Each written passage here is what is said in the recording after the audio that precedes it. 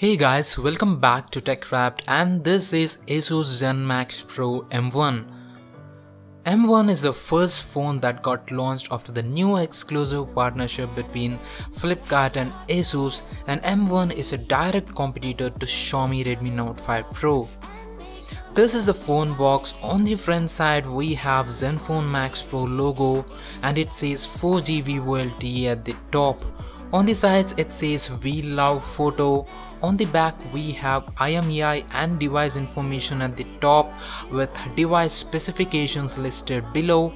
This is a 3GB RAM and 32GB storage variant, and the price mentioned on the box is 13,199, but it is selling for 10,999 as of now.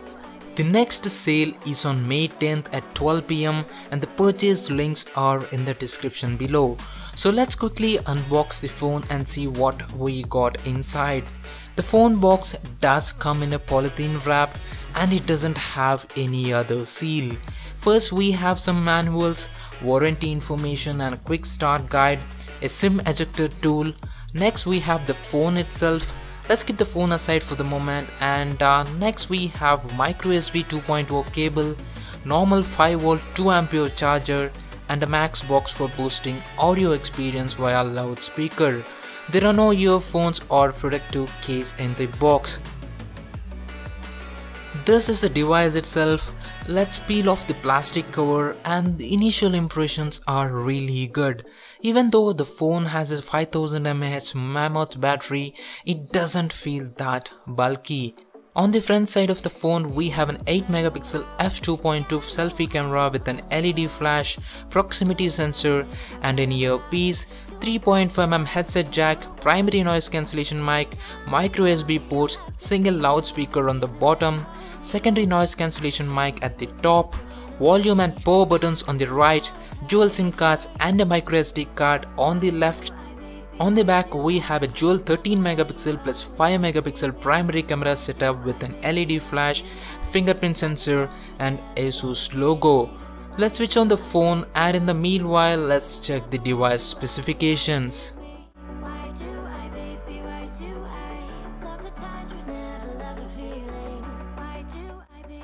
And in the device setup, I had faced some issues with setting up the fingerprint sensor. It failed most of the times. I had to try it again and again to enroll my fingerprint successfully. Fingerprint unlock is not super fast, but it did manage to unlock the phone most of the times. This is the home screen, and the launcher looks a lot like the Pixel launcher. Zenfone Max Pro is running stock OS based on Oreo 8.1.0.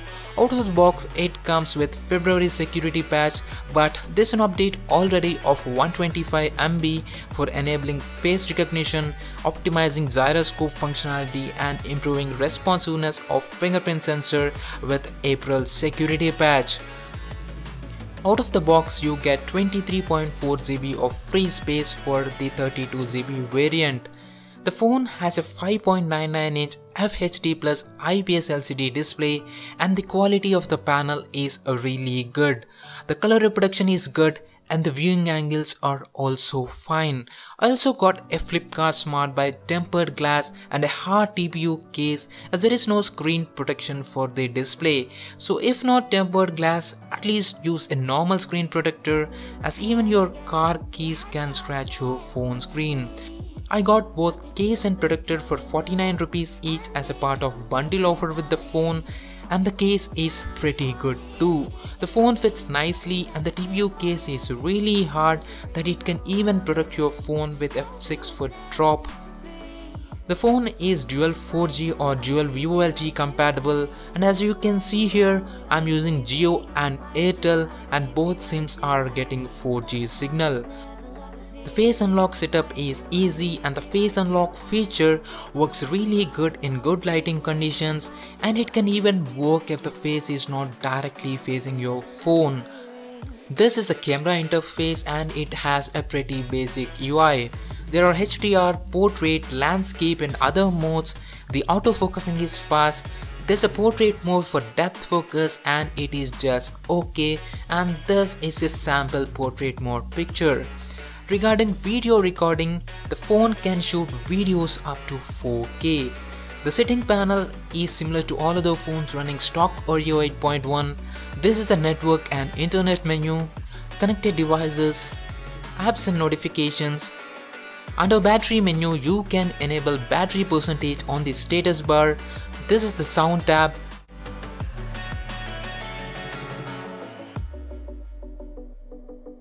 Storage tab with inbuilt storage manager.